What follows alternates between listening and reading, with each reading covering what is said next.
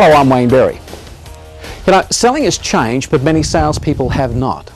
Many salespeople are still using heavy-handed, clever, tricky tactics of some bygone era. They try to pressure the prospects into buying today. Some have gone the other way. They don't even ask the prospect to buy at all.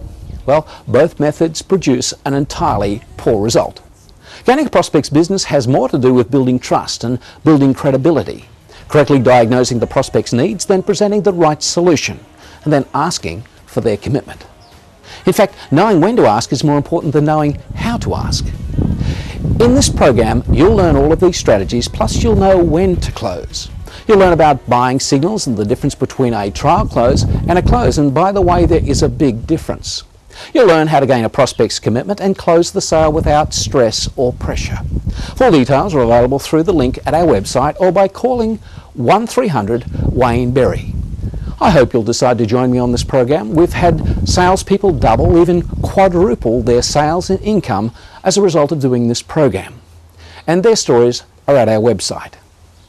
If others have achieved such outstanding results and had their investment repaid back many times over, why not you? And why not now?